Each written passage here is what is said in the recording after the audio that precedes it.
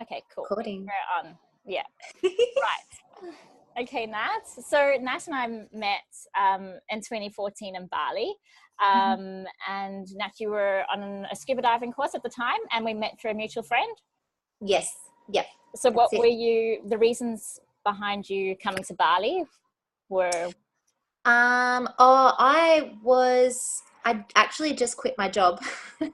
I'd had a pretty bad year. I tried to get back into the corporate world and get what was probably considered and what I thought was acceptable in society as like a serious job.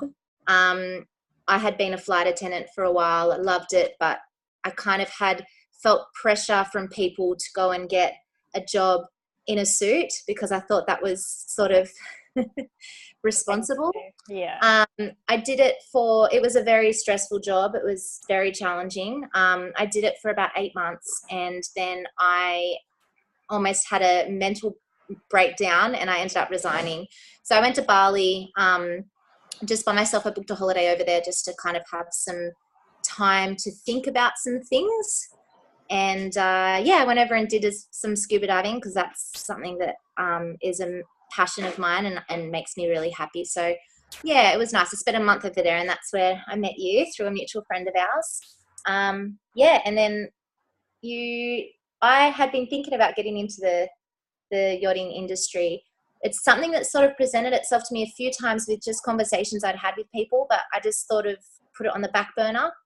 And then I tried out this whole corporate world thing and realized that it was quite soul destroying for me, and realized that I did miss being a flight attendant, but I didn't want to work for the airlines anymore. And I found I was very intrigued by the whole yachting industry.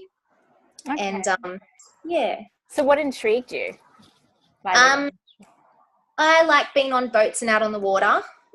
I enjoy being around people and just sort of that type of work environment where I've kind of got a whole mix of different people around me, and an environment that's quite fun, and I can be on my feet and just sort of just be myself and be able to express my own personality. And but yeah, I love the water. I love the ocean.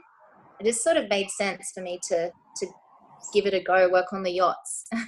Okay, so after we met in Bali and we had the discussion about getting into the career, what were your next steps? What did you do to be able to get into the industry? Yep. So I think one thing that really didn't sit well with me was forking out almost $3,000 to do my STCW course.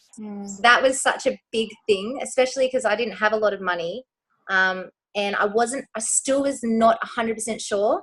So I actually started doing some freelancing work around Sydney Harbour on little 30-footer yachts. That's a great idea.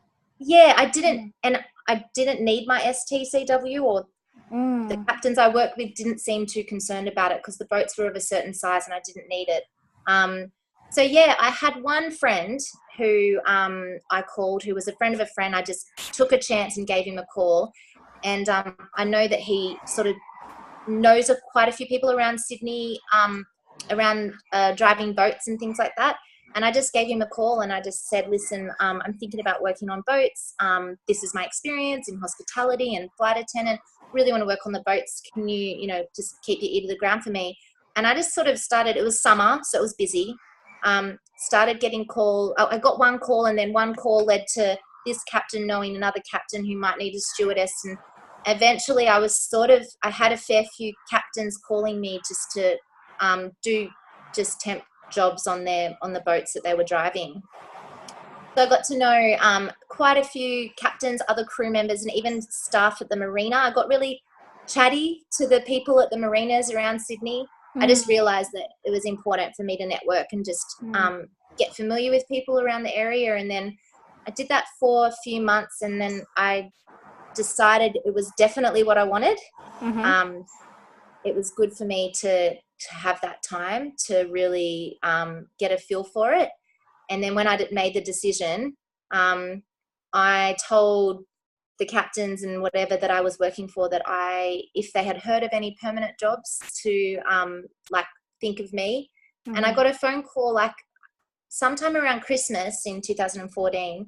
So it had only been a few months that I'd been doing this.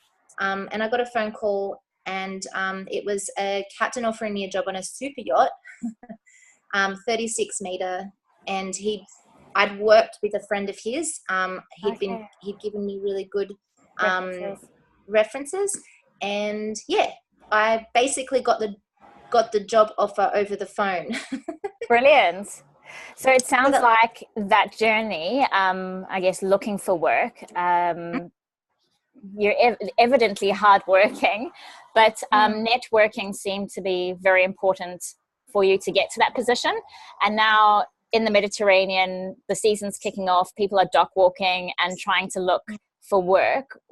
After your experience, what tip could you share with them to help them, I guess, get insight into how they could get their foot into the door into the industry? Yeah. I mean, I haven't been to the Med, and I haven't been to the Caribbean. I've heard that it can be quite disheartening because there's a flood of people that go and are dock walking. But all I can say is that you just need to start. It might be a little bit disheartening to begin with because there'll be a lot of other people in the same position, and maybe there's not as many jobs around at the time, but take what you can at the time, maybe, and then work from there. You have to sort of start small and work your way up. Yeah. But yeah, don't give up. Just get friendly with people and just talk to people and just chat to everyone around you. And yeah, I think that's probably just given off my experience. Yeah. And what do you think, what would you say your values are? Because I admire the fact that you really put yourself out there and worked on small little boats to get your foot in the door. So what are your values? I think just bring good energy. Like, is that a value? Yeah. Bring good energy. Yeah. Be positive, be happy. People want to be around people that are like that. They want to see them again. Just work hard. Always be willing to do, offer to help out, even if you think it might not be in your department. I think that's really important. It just creates good team morale. But yeah, just a happy, positive person that has good energy, and is just willing to help out everyone. Yeah, it does a lot for the team. Yeah, and also I guess there's word of mouth, and that's how you got your job, by making a positive impression with the captains and with other crew members, and and that's how you got the referral. So that's brilliant. Yeah. So you started your career end of 2014, and now we're 2018. If you could briefly summarize that journey so far. So you started off as a soul stew? Yeah, so it was deck soul stew, and then I moved into sort of crew cook. But this was a privately owned boat, and I was on there for 3 years. So they were amazing owners, and when you get good owners and you've got a good thing going on the boat, the crew are all good, you just don't want to leave because it was really nice. And then I ended up sort of doing cooking for the owner as well, and helping out the housekeeper at the residence. I became about a year after I started working for them, I was just working on the boat, but then they sort of got me to be like their little all-rounder.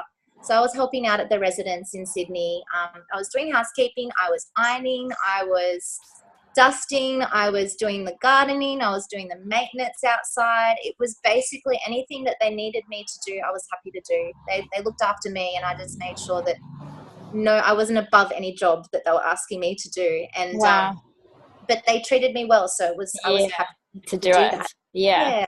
I love that. I became their backup flight attendant on their private jet. They had their permanent flight attendant, just in case she got sick or if they were really busy with flights. I stepped in and did a few flights. So yeah, that I did that for a few years, and then I decided I wanted to leave Sydney Harbour because I wanted to actually see what all of this overseas yachting was about. I didn't go too far though. I ended up in Fiji.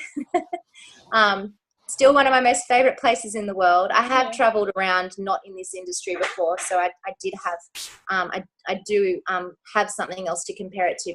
But Fiji was definitely my favorite place. So I worked on a boat there. I was second stew on that boat. It was like a 45 meter. It was a private charter boat. I think my phone's going to die. Can you get me a charger, please? Yeah. Yep. I'm so sorry. That's I just don't want my phone to die. So yeah, I worked on that boat. It was a bit of an interesting situation.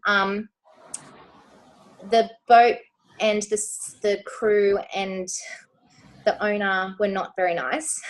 Mm-hmm. So I guess in this industry, you can get really lucky and get on some really good boats, and you can get really unlucky and you can get on some not so nice boats. I made a promise to myself that I would stick it out for 6 months, but unfortunately I'm so sorry. No. Can you pass me that green case there? Just up, no, on the wall, up the green case. Oh my God. Thank you. And so I only hung out for 4 months on that boat, and then I decided to have a bit of a break, and I went to Bali and did my dive master internship because I really wanted to get some more tickets or certifications to help the job. Plus, I love diving. Yeah. So I took some time off and I went and did some diving, and I did like an internship in Bali. So that was pretty intense. I had to work out of a dive shop and pretty much help them. I was the little rookie there. Mm-hmm. And then I started working on my boat that I'm on now. I got a job. It's 27 meter, so it's not very big, but it's still a nice size. And it's a privately owned boat, and it's a lovely owner, and it's lovely crew. And I'm the sole stew chef now. Sometimes I get out on the deck as well. Awesome. Yeah. So there's so much variety. You can never get bored.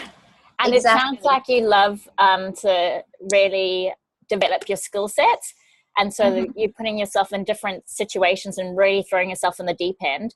And I guess that's fantastic because it really makes you an attractive candidate to hire for any future positions in the so that's awesome. Okay, so to wrap it up, what has been your most memorable moment in the industry thus far? It's hard to say, like I can't really pick like a moment, but I guess cruising around all the remote islands in Fiji, we got to go to some places that you can only get to on a yacht. You can't really get there any other way. So we were in some beautiful places and there was no one else around. We were even able to have our lunch on our lunch breaks. Obviously we were doing 17-hour days, sometimes more, but we got a couple of hours off in between to have a rest or do whatever. And we're in these remote islands. It's hard not to go out for a snorkel or a paddleboard. And so there was a few moments there where I was able to just duck off on my lunch break. Guests were on the boat, but they were being looked after by the other stewardesses, and just go for a snorkel in the most remote place ever and no one else around. They were pretty special moments for me. And then obviously in between guest trips, we got to have some downtime because we've worked so hard. We'd build up some days off in lieu. I did a lot of diving around the island, scuba diving. And I was even lucky enough to go and do bull shark diving. So I did it four times. That's so brave. Yeah. So there's no cage or anything with this. Gosh. So you literally will go down diving and they've got the proper shark people who are the experts that are hand feeding these bull sharks. You're just sitting behind these guys. There's no cage. There's nothing there. And we had about 40 bull sharks around us at one point, just like getting tail whipped. And it was actually really, really fun, really exciting, really safe. I thought it was safe. I felt really safe. So because you're with experienced people. Yeah, people think that I'm nuts for doing it, but I did it with did it with actually people from my current boat that I'm on now. Okay. Because I'm on this boat in Fiji, and that's another thing I guess I should mention is I guess it's really important to get out and meet other boats as well, because you just never know what can happen. And it's good to get out and meet people from other boats and do things with other boats. Do things with your boat, of course, it's really important, but just, make friends everywhere. Because you just never know. You never know what can come of it. And I've been so lucky to be on the boat that I'm on now, because that second boat I was on was not a very nice experience. And then, you know, I had met so many other people off other boats in Fiji, and it really helped me get into my next job. So, That's a fantastic piece of advice. Yeah. Thank you. That's a great interview. Thank you so much, Nat. I loved it. That's awesome. I hope I'm